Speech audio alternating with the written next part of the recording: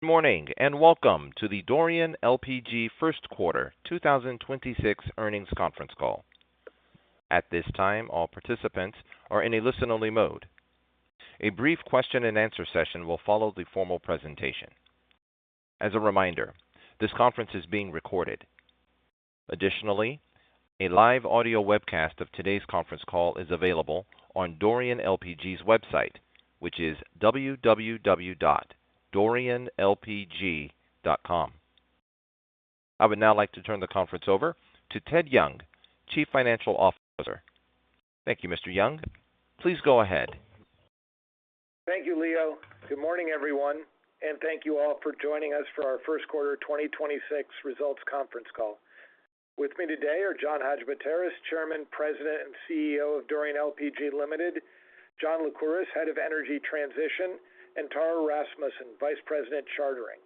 As a reminder, this conference call webcast and a replay of this call will be available through August 8, 2025.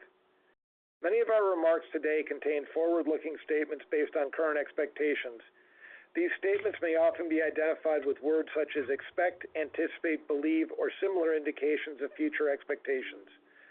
Although we believe that such forward-looking statements are reasonable, we cannot assure you that any forward-looking statements will prove to be correct.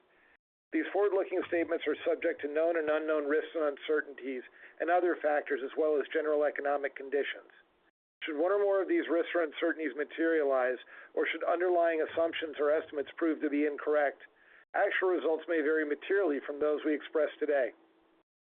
Additionally, let me refer you to our unaudited results for the quarterly period ended June 30, 2025 that were filed this morning on Form 8-K. We expect to file our 10-Q on August 5th, 2025.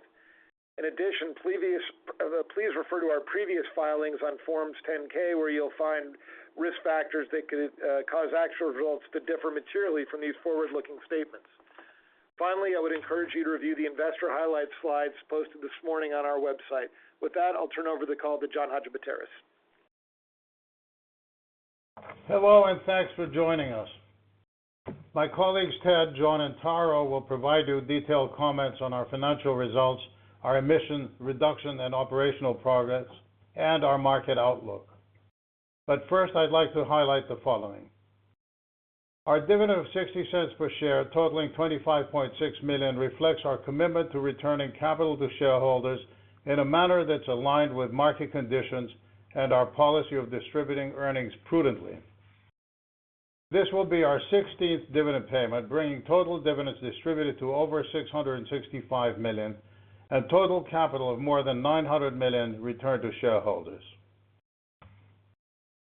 In the second quarter of the year, the market proved resilient. Freight rates strengthened, supported by healthy arbitrage economics and geopolitical tensions in the Middle East. Uncertainty caused by tariff escalation displaced ships from the U.S. Gulf to the Middle East and sent more cargoes to India. While a U.S.-mediated ceasefire between Israel and Iran in late June brought some stability, charterers remained cautious. U.S. LPG exports continued their multi-year growth trend, facilitated by ongoing expansion of U.S. fractionation plants and export terminal capacity, as well as high NGL output. Middle Eastern exports were also higher following the partial unwinding of OPEC Plus quotas and increased production from new regional gas projects. Tara will elaborate on the fundamentals of the VLGC market and on our outlook. On the operational side, we completed 10 of our 12 dry dockings planned for 2025. John L. will provide an update on our initiatives and our decision to convert some of our VLGCs to facilitate the carriage of ammonia. And now pass you on to Ted for our quarterly financial overview. Thanks, John. My comments today will focus on our unaudited first quarter results, our financial position, liquidity, and of course, capital allocation. For the discussion of our first quarter results, you may find it useful to refer to the investor highlights slides posted this morning on our website. Remember that my remarks will include terms such as TCE, available days, and adjusted EBITDA. Please refer to our filings for the definitions of these terms. Looking at our first quarter chartering results, we reported a TCE per available day of 39,726, which was a good result despite our heavy dry dock schedule during the quarter that resulted in some 195 days that were not available for revenue generation. I would note that our June results were much stronger than the previous 2 months, which is indicative of the stronger market environment on which Tara will elaborate. Also, the Q1 results are sequentially stronger than the March 31 quarter.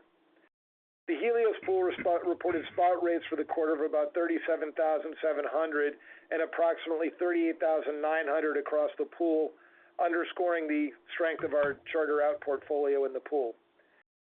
On page 4 of our investor highlights materials, you can see that we have 2 Dorian vessels on time charter within the pool, indicating spot exposure of just over 93% for the 29 vessels in the pool.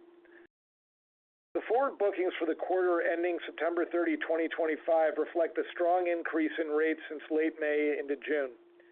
We currently estimate that we have fixed approximately 70% of the pool's fixable days in the quarter at a TCE in excess of $67,000 per day. The rate includes spot fixtures and time charters in the pool.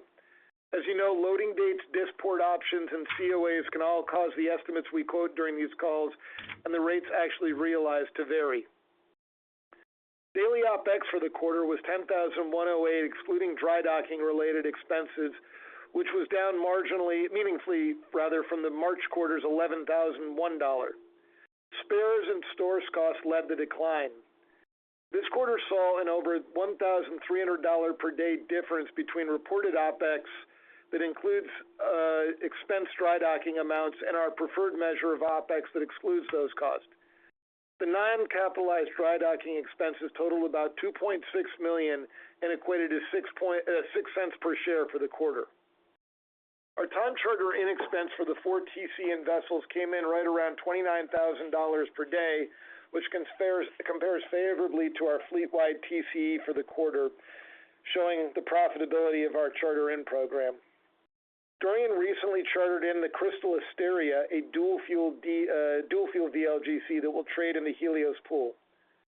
Going forward, we anticipate the quarterly TCN expense will be approximately $14–15 million. Total G&A for the quarter was affected by bonuses booked during the quarter of $8.3 million, or 19 cents a share. Excluding the bonuses and the non-cash compensation expense, cash G&A was around $6.5 million. For the September 30 quarter, we estimate that non-cash compensation expense will increase by roughly $3 million over this quarter to reflect the impact of new share grants. Again, that amount is only for the coming quarter. Our reported adjusted EBITDA for the quarter was $38.6 million, but adjusting further for the bonuses and the expense dry docking amounts, it would have been $49.5 million. Total cash interest expense for the quarter was $7.1 million, which is marginally down sequentially from the prior quarter. And you should note that we capitalized $500,000 of interest expense on our new building, which reduced the amount on the face of the P&L. Principal amortization remains steady. As John mentioned, looking ahead, our dry dock program is largely complete, although we expect to dry dock 2 more vessels this quarter. Total dry docking costs for those 2 vessels and remaining costs for dockings completed in the April-June quarter are expected to be between $6.5 and $7 million. We currently estimate that roughly a third of that amount will be expensed as OPEX. After that, we will only have shorter in-water surveys to complete. Also, we do have 2 remaining progress payments on our new building in September and December 2025, each roughly $12 million. At June 30, 2025, we reported $278 million of free cash. Cash flow during the quarter was affected by our dry docking cash outlays and the foregone revenue, but we still finished with a very healthy cash balance. As disclosed this morning, we'll pay in a regular dividend of 60 cents per share, or roughly $25.6 million in total, on or about August 27th to shareholders of record as of August 12th.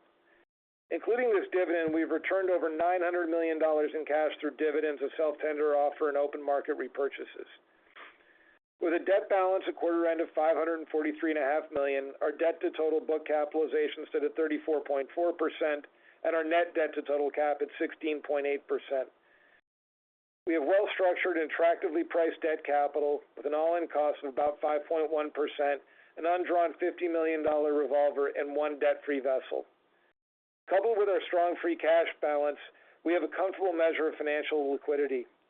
We expect our cash cost per day for the coming year to be approximately $26,000 per day, excluding the remaining capital expenditures for dry docking and the progress payments on our new building. Including the irregular dividend to be paid this month, we have paid over $665 million of dividends and have generated net income of $652 million over the same time period. Our board weighs current earnings, our near-term cash forecast, future investment needs, and the overall market environment among a number of factors in making its determination of the appropriate level, if any, for our dividends. The 60-cent per share dividend reflects a constructive market view reflecting our forward bookings, the more limited impact of dry dockings, and a somewhat more stable global trade environment. We can continue to be on the lookout for fleet renewal opportunities and will be judicious with our free cash flow, working to balance shareholder distributions, debt reduction, and fleet investment. With that, I'll pass it over to Tara Rasmussen. Thank you, Ted. And good day, everybody, and thank you for dialing in.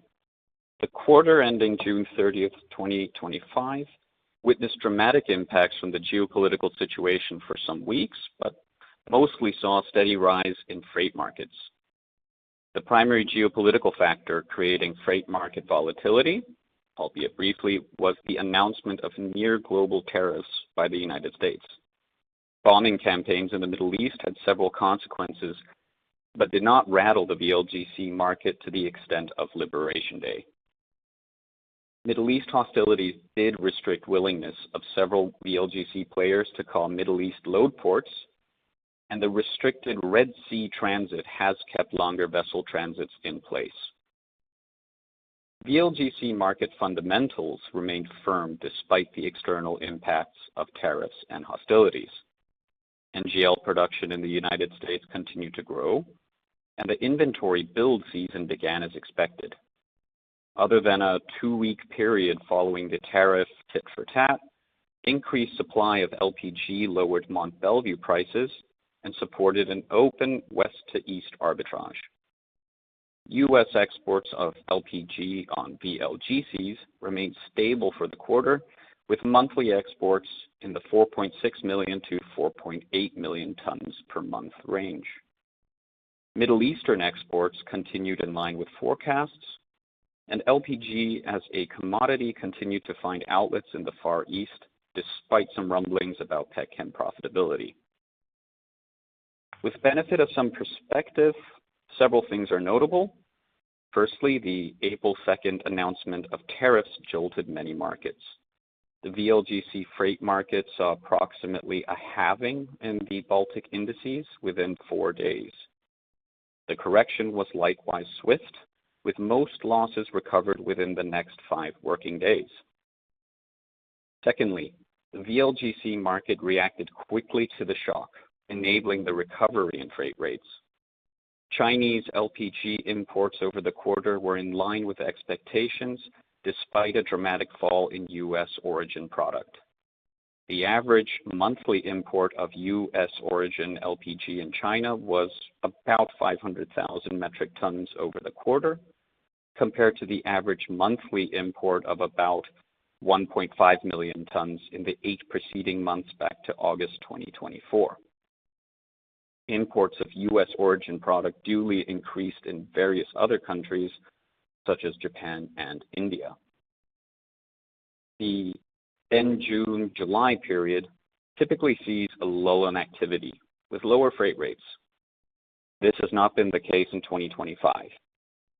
Adaptability by the VLGC industry in reaction to the tariffs likely preserved market profitability, helped by the inefficiencies arising from the need to recalibrate trade flows. Increasing tensions in the Middle East through June also contributed to a steady but firming freight market during the quarter.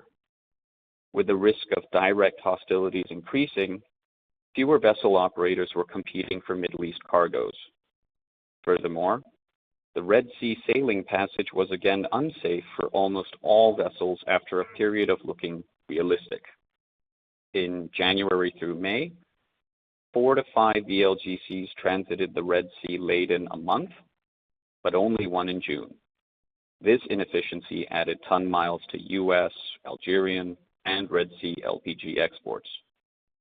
Lastly, the exemption of restrictions on ethane exports from the U.S. to China meant that ethane carriers did not need to enter the VLGC market. Despite the brief shock to the freight market following the announcement of tariffs, the quarter ending June 30th, 2025, avoided the otherwise seasonal summer lull. The Eastern market improved about 46% over the quarter, and the Western market improved almost 16%. Expectations for the rest of the year furthermore remain positive, with a limited delivery schedule of new builds and roughly 13% capacity expansion at U.S. Gulf terminals. Thank you. I will now pass over to Mr. John Lycouris. Thank you, Tara. At Dorian LPG, we are committed to continually enhancing our energy efficiency and promoting the sustainability of both our operations and our vessels. Our scrubber vessel savings for the first fiscal quarter of 2026 amounted to $961,000 or $813 per calendar day, net of all scrubber operating expenses. The savings were impacted by the dry docking of several vessels during this quarter, as well as by the market volatility caused by global tariff announcements and geopolitical events. Fuel differentials between high sulfur fuel oil and low sulfur fuel oil averaged $55 per metric ton, while the differential of LPG as fuel versus low sulfur fuel oil stood at $71 per metric ton, making LPG economically attractive for our dual fuel vessels. We now operate 16 scrubber-fitted vessels and 5 dual fuel LPG vessels. Since the start of this calendar year, we completed 10 vessels special survey combined with their dry docking. We have a further 2 vessels scheduled for special survey and dry dock in the fourth quarter of 2025. There are 4 vessels that had dry dock last year during the third and fourth quarters of 2024, which are now due to pass their special survey within this calendar year. This dry docking program was structured to ensure that all necessary repairs, class surveys, and retrofits were consolidated within the vessel's mandated special survey and dry dock periods. The approach minimized the risk of vessels requiring unscheduled dockings at a later time. Continuous monitoring of vessel performance has allowed emerging issues to be addressed proactively during scheduled dry dockings, reducing the likelihood of future interruptions. It ensures technical and operational continuity with optimized fleet availability throughout the year. As previously reported, the third VLGC vessel to carry ammonia cargo is planned to be upgraded during its dry docking slot in the fourth quarter of 2025. Once this last vessel is completed, 5 VLGC vessels in our Dorian VLGC LPG fleet will be able to carry ammonia cargoes, which includes our new building VLGC VLAC vessel, which delivers in 2026. We believe the ammonia cargo capability upgrade enhances the fleet's commercial optionality and its readiness for employment when the first ammonia projects develop and the large ammonia cargo markets are established. Our unaudited fleet AR for the second quarter of 2025 was 8.5% better than the IMO 2025 target. We expect further improvement in the third quarter and fourth quarters as the dry dockings and the installation of energy-saving devices on recently completed vessels are fully reflected. AR is the annual efficiency ratio metric, which calculates the carbon intensity of our vessels' operations.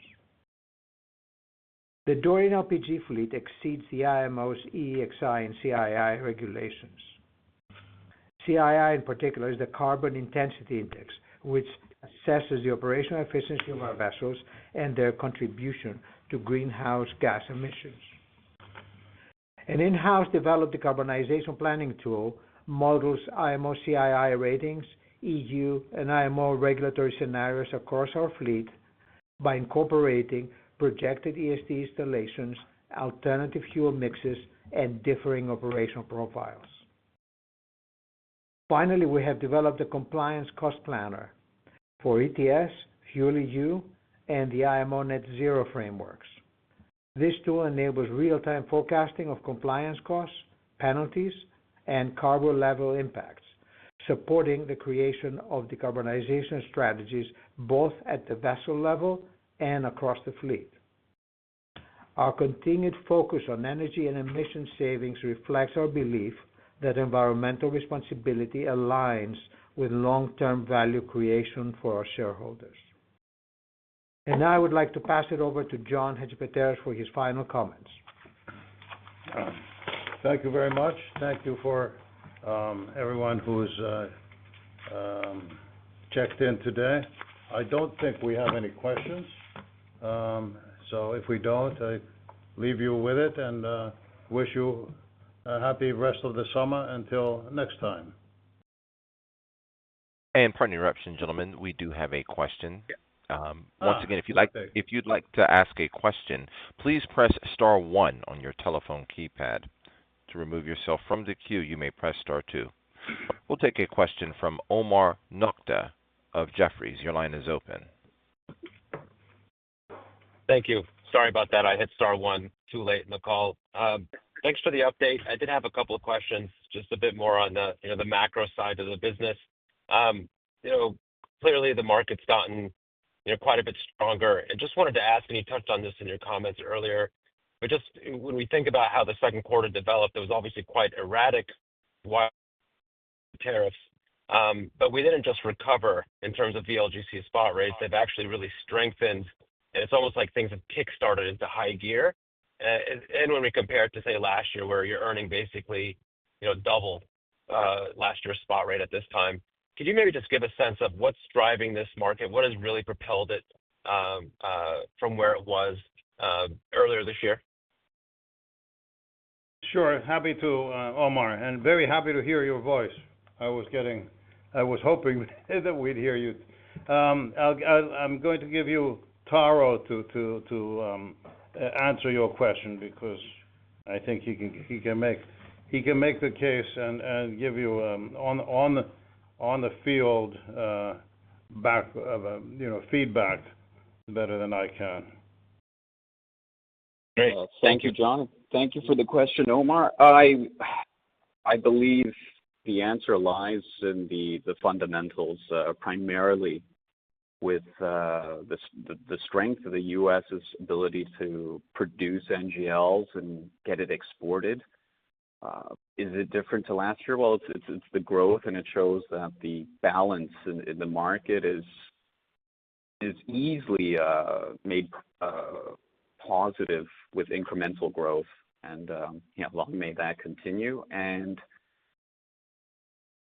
I think it's a very healthy reflection of the wider market, that using experiences from the past, whenever there's been trade barriers between the U.S. and China, that industry players were able to reflect on past learnings, adapt them, and get trade going back to normal as soon as possible, made all of this possible. Because if the trade flows could not realign, etc., you wouldn't be able to take advantage of the healthy fundamentals. And the last point I would make to your question, the Red Sea transit difficulties that have escalated this year at various points, they have helped lengthen ton miles. I hope that answers your question. No, thank you. It does. It provides some good context. And I guess, maybe perhaps somewhat related, and it gets perhaps a bit more complex, but just generally, when we think about the U.S. export ARB, it feels like the freight rate is capturing, say, the lion's share of that ARB versus a year ago where it was getting a much smaller piece. What do you think has kind of changed, if you can point to it, that's allowed the freight part to capture such a much wider part of the export spread? Yeah, it was the increased capacity of terminals. But Taro, can you elaborate? Yeah, I think the last year was in many ways an anomaly. It's been several years since we had seen such capability and strength in the terminals to absorb more value of the arbitrage. That was, I would argue, driven partly last year due to reaction to weather phenomenon and the knock-on effects of delays that hurricanes leading to and then concurrently upended tugboats in the Houston Ship Channel, etc. So it was unique factors with a long trail of effect. This year has been more driven by other external factors in other parts of the world and political in nature and geopolitics. And perhaps not the full explanation to a very good question, but I hope it helps. It does. I just would point out, Omar, that as Taro touched on, terminaling fees are way down year over year. Thank you, and that's, I guess, the function of the expansion. Taro, you want to comment? The expansion of the terminal capacity, yes. Yep. With more coming online this year, yes. Yeah. Got it. Thank you. And final one, you mentioned the ethane part of the market, which obviously isn't necessarily LPG, but with that ethane now moving, there was a concern initially that ethane those ethane carriers would go into other markets. What do you think, if we were to fall into an issue where ethane in the U.S. can't be moved and those ships now are looking for business, what do you think is more likely, that they go into the VLGC trade, or is it that they would try to make their way into the LNG trade? Have you thought about that, or any way to kind of think about which way that those ships would go if we get into that type of market? I think we look at them as an overhang if the ethane trade for some reason were stopped, they would be entering the VLGC market, and that's the way we've looked at it. I haven't got any sense that they would go into LNG. I don't think they're capable of doing it, but we're also kind of confident that it won't happen, because it's too much of our exports are being absorbed by China, and too much of China's, and almost all of every that China gets has to come from us. So I don't think it's going to happen. But if it did, if for any reason, that was already the talk on that we may see some ships kind of creeping into our business. Also, if you did it, then you have to get back into ethane. It's not you can't just keep going back and forth ethane to LPG. I mean, you can go from LPG to ethane. Sorry, from ethane to LPG easily, but not the other way around. Okay. Thanks for that explanation, and thanks, guys, for the detail and update. I'll turn it back. Thanks, Omar. Thank you, and it appears that we have no further questions at this time. Okay. Well, thank you all again. Thank you, Omar, and have the rest of the summer. Thank you. This does conclude today's conference. You may now disconnect. Everyone, have a great day. Thank you, Leo. Thank you, Mr. Leo.